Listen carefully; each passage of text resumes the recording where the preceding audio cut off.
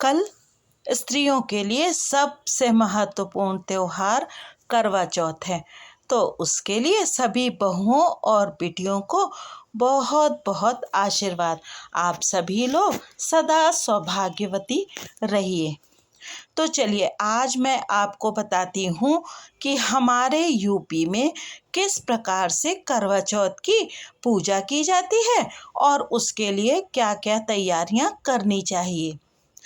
आप सब लोग करवा चौथ का व्रत तो रहते ही होंगे। हालांकि आजकल जैसा मॉडर्न समय चल गया है तो उसमें बहुत सारी कंट्रोवर्सीज भी हो रही हैं और ये कहा जाता है कि पढ़ी लिखी स्त्रियां करवा चौथ का व्रत ना रहे। लेकिन करवा चौथ का व्रत या कोई भी अन्य व्रत हम अगर किसी अपने प्यार करने वाले के लिए रहते हैं या जिस व्यक्ति को हम बहुत अधिक प्रेम करते हैं उसके लिए रहते हैं तो उसमें कोई और बात महत्वपूर्ण नहीं होती है। और वैसे भी हमारे सनातन की तो परंपरा है कि हम लोग सबके विषय में सोचते हैं और एक स्त्री के लिए उसके पति से बढ़कर कौन हो सकता है।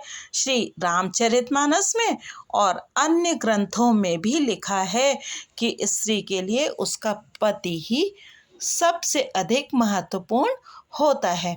तो चलिए प्रारंभ करते हैं करवा चौथ की विधि, व्रत और पूजन का तरीका और कथा।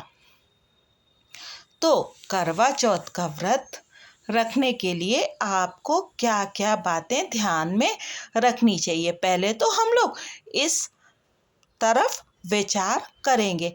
जो बहुएं और बेटियां पहली बार व्रत करने जा रही हैं वो लोग बहुत कंफ्यूज हैं क्योंकि वो लोग बाहर रह रही हैं तो उनको लगता है पता नहीं क्या करना चाहिए क्या नहीं करना चाहिए। तो मैं आपसे फिर वही कहूँगी कि पहले आप अपनी माँ से या अपनी सासू माँ से सारी की सारी विधि पूछिए क्योंकि हम लोगों के घरों में परंपराएं थोड़ी थोड़ी डिफरेंट होती हैं। कहीं पे करवे में पानी भरा जाता है और कहीं पे करवे में चिवड़ा गट्टा और लड्डू भरे जाते हैं, कहीं पर पूड़ी पुआ भरा जाता है। तो आपको अपने परिवार की परंपरा के बारे में ज्ञान अवश्य होना चाहिए। मैं आपको बताऊंगी जैसे मेरे परिवार में पूजा की जाती है। तो सबसे पहले तो आपको उठ करके सुबह स्नान कर लेना चाहिए और सिर धोना चाहिए। अब कुछ बेटियां और बहुएं परेशान हैं कि कल तो बृहस्पति है और बृहस्पति को सर नहीं धोया जाता है। लेकिन जब बड़ा पर्व होता है तो छोटी चीज़ों का महत्व नहीं होता है। तो आप लोग कल भी सर धो सकते हैं और अगर आपको लगता है कि कल आप सर नहीं धोएंगे तो आप आज ही सर धो के नहा लीजिए। इसके साथ आपको आज मेहंदी लगा लेनी चाहिए। आपको हर तरीके से श्रृंगार करना चाहिए। और देखिए साल में एक बार ये और एक बार वट सावित्री के व्रत में आपको पूरा मौका मिलता है कि आप 16 श्रृंगार करें और अपने पति को रिझाएं और ईश्वर के प्रति श्रद्धा और भक्ति से अपने पति की लंबी आयु के लिए कामना करें। तो जब हम पूरी तरीके से श्रृंगार कर लेते हैं जैसा हमने बताया कि आप आज रात में मेहंदी लगा लीजिए और भी जो कुछ आपको आवश्यक सामग्री जुटानी है सब जुटा लीजिए। फिर हम लोग करेंगे पूजा की तैयारी। अब करवा चौथ की पूजा में क्या क्या लगता है। हमारे यहाँ लगते हैं करवे, 2 करवे। एक करवा जब पहली बार व्रत रखती है कोई बिटिया या बहू तो उसके मायके से करवा भेजा जाता है और ये करवा किसी भी तरीके का हो सकता है। चांदी का हो सकता है, पीतल का हो सकता है, गिलट का हो सकता है या मिट्टी का भी हो सकता है। पहली बार मायके से करवा चौथ की सामग्री आती है। उसमें बिटिया के लिए सारा का सारा सामान रहता है जिसमें चिवड़ा गट्टा, करवा, मिठाई, साड़ी, सुहाग का सारा सामान और फल मिठाई जितनी भी अधिक वस्तुएं होती हैं वो सब मायके से आती हैं। ये करवा हमेशा के लिए आपको अपने पास रखना होता है। इसके साथ एक दूसरा करवा मिट्टी का भी लिया जाता है। 2 करवे भरे जाते हैं और उन करवों के ऊपर एक बड़ा दिया रखा जाता है जिससे उसे ढका जाता है और उसके ऊपर एक छोटा दिया रखा जाता है। अब इसके पश्चात आपको चाहिए होती हैं सीकें। सीकें यानी जो आप देखते हो कि सीकें सभी बच्चों ने देखी ही होंगी। और अब जैसे महाराष्ट्र में अभी मैं हूँ तो यहाँ पर सीकें नहीं मिलती हैं। तो अभी मेरे साथ एक बड़ा मज़ेदार इंसिडेंट भी हुआ है। मैं यहाँ जब आई तो करवा चौथ की सीकें लेकर के आई और जब फ्लाइट में आई तो बहुत सारे लोग मुझे देख कर के हंस रहे थे या कुछ बातें कर रहे थे। तो लेकिन बड़े लोगों ने मदद भी की। एक बच्चा था जो फ्लाइट असिस्टेंट था, तो वो मेरा सामान छोड़ के आया और मुझसे बोला कि आंटी आपको कोई दिक्कत ना हो, और उसने मेरा पूरा का पूरा सारा का सारा काम करा दिया और मैं सीके सुरक्षित लेकर के यहाँ तक आ गई। तो सीके लगती है 7-7, दोनों करवों में जो टोटी होती है उसमें 7-7 सीके लगाई जाती हैं। इसके साथ करवे के अंदर हमारे यहाँ भरे जाते हैं 5 पूड़ी 2 पुए यानी कि 7 चीज़ें, और उसके साथ थोड़ा सा चिवड़ा और थोड़ा सा गट्टा, ये भरे जाते हैं। आप ये ध्यान रखिए कि संख्या आपकी गलत ना हो। संख्या 3 और 13 की कभी भी किसी तरह से नहीं होना चाहिए। इसके बाद जो ऊपर दिया रखा जाता है बड़ा, उसमें रखी जाती है पिन्नी। आम तौर पर ये पिन्नी चावल और चीनी मिला करके बनाई जाती है। पिन्नी यानी गोल गोल लड्डू जैसे, और उसे चावल पीस करके और उसमें चीनी मिला करके बनाया जाता है। लेकिन अब कई बार बच्चे नहीं कर पाते हैं तो आप खोए के लड्डू भी रख सकते हैं। ये 5 या 7 की संख्या में जैसे आपके परिवार में रखे जाते हैं वैसे आप रख लीजिए। हमारे यहाँ तो 5 रखे जाते हैं, तो दोनों करवों के ऊपर 5-5 आपने लड्डू रखे यानी कि 10 लड्डू हो गए। उसके ऊपर आप छोटा दिया रखोगे और उसमें आप घी का दीपक बना करके उसको प्रज्वलित करोगे। इसके साथ लगती हैं आसें। आसें क्या होती हैं? आसें होती हैं कच्चे आटे को आप बना लीजिए, उसको आप समझ लीजिए कि उसका शेप आपको रखना है थोड़ा सा लंबा, जैसे बूंद का आकार होता है ना, जैसे ड्रॉप जिसे कहते हैं, उस तरीके के आकार की आपको आसें बनानी पड़ती हैं। जो 7 आसें आप बनाते हो जिससे कि आपको अर्घ देना पड़ता है। अर्घ देते समय आपको 7 सीकें चाहिए होती हैं जो एक करवे से आप निकाल लेते हो, और ये 7 आसें चाहिए होती हैं, और आपको जल का कलश चाहिए होता है। इससे आप अर्घ चंद्रमा को देते हो। इसके साथ साथ आपको और चाहिए होता है ऐपन। तो आपको जो खाने की सामग्री बनानी है वो क्या क्या बनानी है? आपको पूड़ियाँ बनानी है, आपको पुए बनाने हैं, और आपको कच्चे आटे की आसें बनानी है। इसके साथ साथ हमारे यहाँ चंद्रमा जी को खाना भी खिलाया जाता है। जी हाँ, हमारे यहाँ कढ़ी चावल और दही बड़े का भोग चंद्रमा भगवान को लगता है। तो भाई आपको बनानी पड़ेगी कढ़ी चावल दही बड़े रोटी, और हमारे यहाँ कढ़ी के साथ बनती है गोभी आलू की सब्जी। इन सब चीज़ों का भोग ऊपर चंद्रमा भगवान को लगाया जाता है। और ऐपन तो पीसा ही जाता है, क्योंकि ऐपन से ही तो चंद्रमा भगवान की छवि बनाई जाती है और उसके साथ उनको टीपा भी जाता है। तो अब आपके पास सारा का सारा सामान इकट्ठा हो गया। क्या क्या सामान हुआ? खाने में आपको क्या क्या बनाना है? कढ़ी चावल दही बड़ा रोटी सब्जी और पूड़ी पुए। इसके साथ साथ ऐपन और कच्चे आटे की आसें। आपका खाने की सामग्री तो पूरी हो गई। अब अगर घर में कोई बड़ा है जो आपकी मदद कर सकता है तो आप मदद करवा लीजिए। अरे हाँ, पिन्नी तो भूल ही गए। आप पिन्नी भी बनाइए। अगर नहीं बना सकते हैं तो आप लड्डू भी, खोए के लड्डू रख सकते हैं। अच्छा, किसी किसी के यहाँ करवों में पानी भरा जाता है और किसी किसी के यहाँ बेसन के लड्डू भी भरे जाते हैं। तो आपके यहाँ जो होता है वो आप अपनी सासू माँ से पूछ करके करिए, क्योंकि ये त्योहार ससुराल का त्योहार है। आपको अपने पति के लिए ये व्रत रखना है, तो इसलिए आपकी सासू माँ का योगदान बहुत ज़रूरी है। अब सारी की सारी तैयारी आपकी पूजा की हो गई है।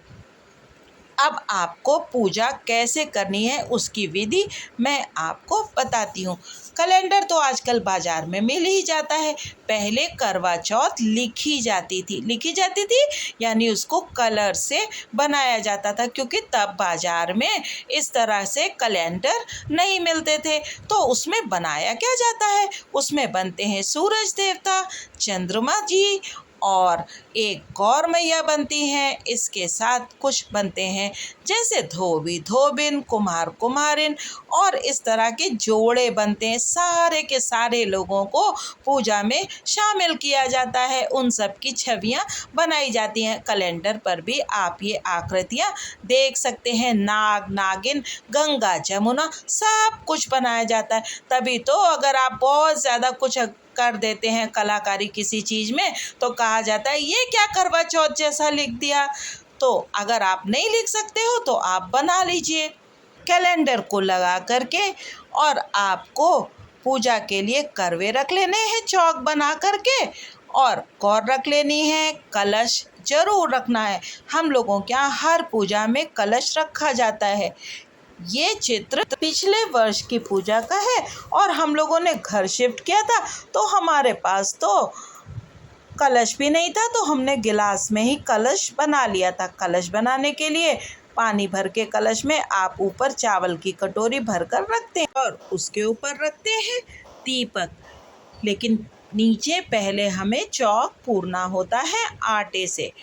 अब आप वहाँ पर सामने अपने पूजा के दोनों करवे रख दीजिए। अगर आप देवरानी जेठानी ननद भौजाई एक साथ मिल कर के पूजा कर रहे हैं तब तो बहुत अच्छा है, क्योंकि करवे बदले भी जाते हैं। करवा बदलते समय आंचल लगा करके ही करवे बदलने चाहिए। 2 करवे आप दूसरा करवा मिट्टी का ले लेते हो, क्योंकि उससे क्या होता है कि अगर आप अकेले पड़ जाओ तो आप करवा बदल सकते हो अपने करवे के साथ। इसलिए 2 करवे अवश्य भरे जाते हैं। एक आपका जो पहली बार करवा चौथ में आपको मिलता है, दूसरा करवा मिट्टी का लेकर के आप भर दीजिए। तो अब सारी सामग्री इकट्ठी हो गई, हमने चौक पूर लिया, कलश स्थापित कर दिया, अपना कैलेंडर टांग लिया और अपने करवे सजा करके रख दिए। अगर आपके करवे सादे हैं, जैसे चांदी आदि का करवा सादा होता है, मिट्टी वाला तो कलर किया हुआ मिलता है, तो आप उनमें ऐपन लगा दीजिए और उनको अगर आप चाहें तो कलर से सजा भी सकते हैं और उनको माला पहना दीजिए पूजा करते समय। उसके बाद जैसे पूजा की जाती है उस प्रकार से आप पूजा करिए। नीचे की पूजा में आपको कढ़ी चावल आदि नहीं चढ़ाना होता है। नीचे की पूजा करने में आप पूजा करते हो, कथा पढ़ते हो और उसके पश्चात आप अपने करवे खोल करके उससे सारा का सारा खाना जो है, सारा नहीं थोड़ा थोड़ा सा, पूड़ी पुए चिवड़ा गट्टा, इन सबको गौरा मैया और कलश में गणेश भगवान और गौर जरूर रखिए। दशहरे में आप सब लोगों ने गोबर की और मिट्टी मिला के, गाय के पवित्र गोबर और मिट्टी मिला कर के गौर बनाई होगी। अगर नहीं बनाई है तो आप किसी पवित्र दिन उसको जरूर बनाइए, वो बहुत शुभ मानी जाती है, उससे सुहाग लेना बहुत अच्छा माना जाता है। अगर नहीं है तो आप चांदी की या पीतल की गौरा मैया ले सकते हो और उनको भी स्थापित करके पूजा विधि विधान से करने के पश्चात आप अपना, हमारे यहाँ करवा वहीं नीचे रख दिया जाता है और ऊपर की पूजा जो चंद्रमा की पूजा होती है उसमें करवा नहीं जाता। किसी किसी के यहाँ ऊपर भी करवा ले जाया जाता है। तो आपके घर में जैसा होता है आप वैसा करिए। हमारे यहाँ अर्घ जल से दूसरे लोटे से दिया जाता है, तो ऊपर हम लोग ले जाते हैं कढ़ी, दही बड़े और रोटी सब्जी और इसके साथ जल, दिया, पूजा की थाली और ये सब ले जा कर के ऊपर ऐपन से एक चंद्रमा बनाए जाते हैं। वो कैसे बनाए जाते हैं? एक छोटा सा सर्कल बनाइए, 7 सर्कल आसपास बनाइए और यानी कि एक छोटा सर्कल, फिर उसके किनारे सर्कल, ऐसे करके 7 सर्कल आप बनाइए और उनमें चंद्रमा भगवान की कल्पना की जाती है। फिर जब चंद्रमा भगवान आपको दर्शन दे दें, चंद्रदेव, तब आप उनके दर्शन करते करते अपने ये जो आपने भूमि पर बनाया है ऐपन से चंद्र भगवान, उनकी पूजा करिए। उनको पहले ऐपन से टीपिए, फिर उस पर सिंदूर लगाइए, उसके बाद फिर उनको सारा का सारा जल अर्पण कीजिए, फूल चढ़ाइए, धूप बत्ती दिखाइए। अगरबत्ती बच्चों कभी मत रखिए, अगरबत्ती हमारे यहाँ सनातन में नहीं रखी जाती। अगरबत्ती में बांस होता है और हमारे यहाँ बांस जलाने की परंपरा नहीं है। तो धूप बत्ती दिखाइए, दीपक दिखाइए, फिर उन्हें कड़ी चावल, दही बड़े, रोटी सब्जी आदि का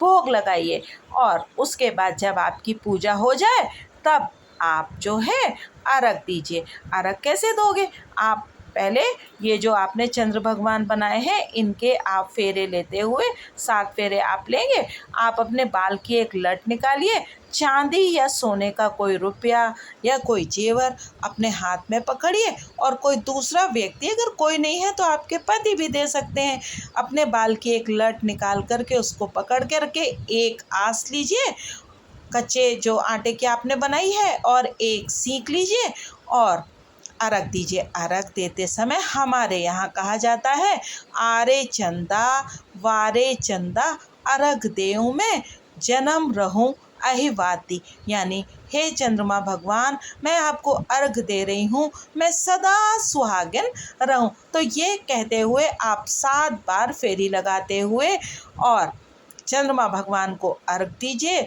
उनको दीपक दिखाइए, उनकी भी पूजा कीजिए। जब आप नीचे बैठ के पूजा कर रहे हैं ना, तो ऊपर जो आकाश में चंद्रमा भगवान है उनकी भी पूजा कर रहे होते हैं। और उसके पश्चात आप सारा कुछ करने के बाद फिर आप आरती वगैरह करके फिर नीचे आइए। नीचे आकर के आप फिर से वहाँ पर सुहाग लीजिए और सुहाग लेने के बाद आप वहीं पे मुंह भी जुठारिए। अब बहुत सारे बच्चे आजकल छलनी में भी चांद देखते हैं। देखिए, हमारे घर में तो छलनी में चांद देखने की परंपरा नहीं है, मगर आजकल ये पंजाब साइड की परंपरा है तो लोग उसको फॉलो करने लगे। तो देखिए, मेरा तो ये कहना है बच्चों कि आप जितना ज़्यादा बढ़ा सकते हो वो बढ़ा लीजिए, उसमें कोई हानि नहीं है, कमी ना करिए, है ना। तो अगर आप छलनी में देखते हैं, जैसे डिज़ाइनर छलनी आती हैं, तो बहुत अच्छा है, सब लोग इस तरह से करिए। अब वहीं पे बहुत सारे बच्चे उनके पति पानी पिला देते हैं, लेकिन हमारे यहाँ पहले नीचे आकर जहाँ आपने पूजा की है, हाँ ऊपर भी आपको सुहाग लेना है, जहाँ पे आपने चंद्रमा भगवान की पूजा की है ना, वहाँ से थोड़ा सा आप अपनी गौरा मैया ले जाइए या वहाँ पे थोड़ा सा सुहाग ले लीजिए और फिर नीचे आकर के भी आप सुहाग लीजिए। सुहाग लेने के बाद आप अपना बाद में मुँह जुठारेंगे, लेकिन उसके पहले अपने पति के पैर छूइए, जितने बड़े लोग हैं उनका आशीर्वाद लीजिए, जिससे आप सदा सौभाग्यवती रहें। उसके पश्चात आप अगर चाहें तो अपने पति से भी पानी पी सकती हैं, जैसा आजकल करा जाता है, सब लोग, सारे बच्चे करते हैं। बच्चों, करवा बदलते समय बहुत ध्यान दीजिएगा। करवा बदलते समय अपने अपने करवे को आंचल से पकड़ के उसे धीरे से उठाकर एक स्थान से दूसरे स्थान पर रखिए। और अगर आप देवरानी जेठानी या ननद भौजाई हैं तो अपना करवा दूसरे के करवे के साथ बदल दीजिए। और बाद में आपका करवा 7 बार आपको ये करनी है प्लेसिंग, और जब आप का करवा अपने स्थान पर आ जाएगा 7वीं बार में, तब आपका करवा बदलना हो जाएगा। और जिस स्थान पर आप अपना करवा रखोगे वहाँ पर आप छोटी सी रंगोली भी बना सकते हो गोल गोल। तो ये सावधानियाँ भी आपको अवश्य ही बरतनी चाहिए। इसके साथ फिर आपको करवा चौथ की, करवा माता की कथा पढ़नी चाहिए नीचे की ही पूजा में। जब नीचे की पूजा संपन्न हो जाए तब आपको ऊपर पूजा करने के लिए जाना चाहिए, जब चंद्रमा भगवान दिख जाए, उनके दर्शन हो जाए। और कहा जाता है कि आपको जल्दी से ये पूजा कर लेनी चाहिए जबकि चंद्रमा जवान रहें। कहा जाता है कि बूढ़े चंद्रमा की पूजा नहीं करनी चाहिए, यानी अधिक देर में पूजा नहीं करनी चाहिए। और उसके पश्चात जब आप छत पर जा कर के पूजा कर लेती हैं, अर्घ वगैरह दे लेती हैं, तब आप नीचे आ कर के मुँह उठार करके सबके प्रणाम करके फिर अपनी पूजा को संपन्न कर लीजिए। तो आप सभी लोग अच्छे तरीके से पूजा करिए और सदा सौभाग्यवती रहिए। करवा चौथ की जो व्रत कथा है वो आप सब लोगों को वीरावती जी की कथा मालूम ही होगी, तो इसलिए मैं नहीं बता रही हूँ। और अगर आपको लगता है कि वो कथा आप मुझसे सुनना चाहते हैं तो आप कमेंट करके अवश्य बताइएगा। सौभाग्यवती रहिए।